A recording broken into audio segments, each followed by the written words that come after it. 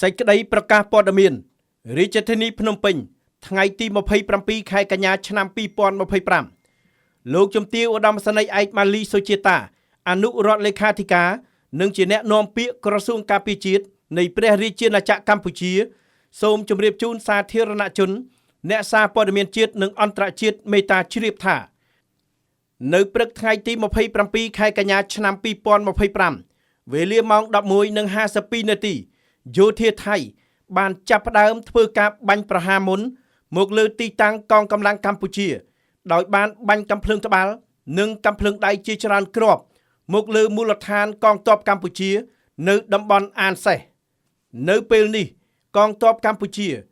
បាននឹងកំពុងបន្តតាមដានលើការវិវត្តនេះយ៉ាងប្រុងប្រយ័ត្ននិងយកចិត្តទុកដាក់ខ្ពស់បំផុតនិងត្រៀមលក្ខណៈរួចជាស្រេចដើម្បីការពារបូរណភាពទឹកដីកងកម្លាំងរបស់កម្ពុជាសូមបញ្ជាក់សារជាថ្មី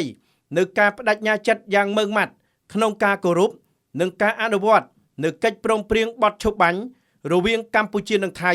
ឲ្យបានពេញលេញនិងខ្ជាប់ខ្ជួនបំផុតដោយបន្តសហការគ្នាឲ្យបានជិតស្និទ្ធនៅគ្រប់កម្រិតនិងស្វែងរកកិច្ចសហប្រតិបត្តិការជាក់ស្ដែងសំដៅលើកកម្ពស់សន្តិភាពនិងស្ថិរភាពរវាងប្រទេសទាំងពីរ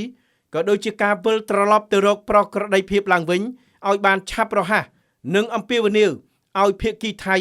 អនុវត្តនិងគោរពឲ្យបានម៉ឺងម៉ាត់ដូចគ្នា